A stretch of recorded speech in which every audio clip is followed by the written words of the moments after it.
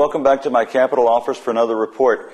We're getting close to the end of the session now, this week and next week, and then we will adjourn sine die, which means the end of the session. But yesterday we passed a very important bill, something that I talked about earlier in the session in one of these reports, and that is changes to the current tax testing system that we have in our public schools.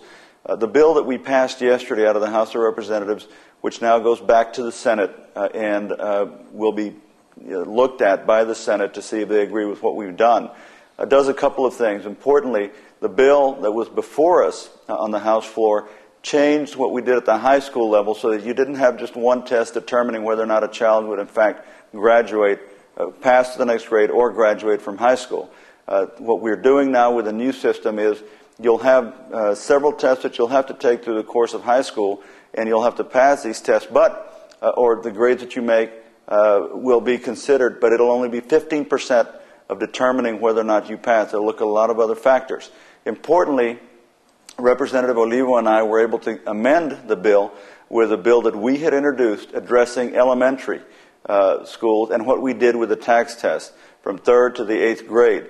We were able to get the amendment on, and it was approved unanimously by the House. And what that means is then if you're in elementary, for example, and you take the test, the tax test, and you don't pass it, there will be a committee, a review committee, to work with that child where they have some deficiencies, and then they get to take the test again a second time. If they don't pass it, that same committee will be able to look at other factors, writing samples, their grades throughout the years, different things like that, and if they determine that the child is in fact prepared to move on to the next grade, they'll be able to do that. This would fundamentally change what we're doing right now, which is teaching to one test and making it too high stakes.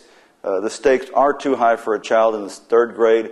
Look at that test and say, if I don't pass this, I fail. So I'm very excited about this. I hope the Senate will keep it, and I think there will be strong support across the state for this new system. So I hope you find this of interest. We'll be coming back to you very soon. We've got one more week to go.